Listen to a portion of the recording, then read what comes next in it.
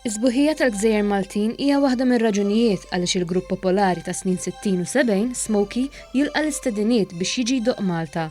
Fil-fatt, issa se jkunu ġew pajjiżna 4 darbiet u diġà jinsabu hawn għal kunċert li għandhom nhar l-erba' f'Ħalaxa. Tkellimna ma' Steve Pinnell, id-drummer ta' dan il-grupp. When we were asked to do it, we couldn't wait to get here. That's why we've come early. We're 3 days early because we love the place and we're looking forward to the festival very much. Mike McConnell, il-kitarrist, tkellem dwar kemm jolqtu għawdex u dwar kif meta f'dawn il-Gżejjer qazza tajba għandha tkun parti mill-programm. I love scuba diving in Malta. It's one of the best places in the world. But we like Malta because of the people. People are very friendly, the weather's great, the food's very nice. Iżda l-mużika tibqa' l-qofol taż-żjara f'Malta. She's got her reasons, but I just don't want to know. 'Cause for 24 years I've been living next door to Alice.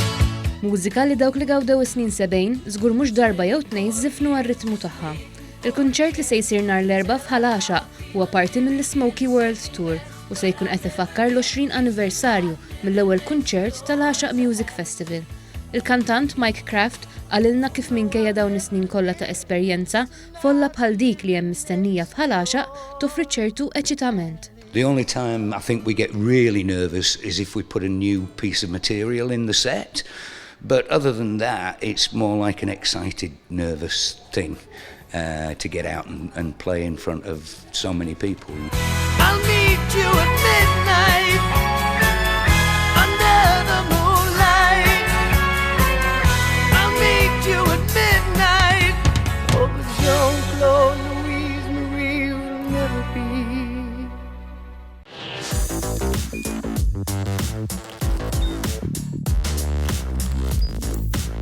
Idħol fuq one.com.mt u hemmhekk tista' tara l-programmi kollha li jxandru fuq One permezz ta' One Play.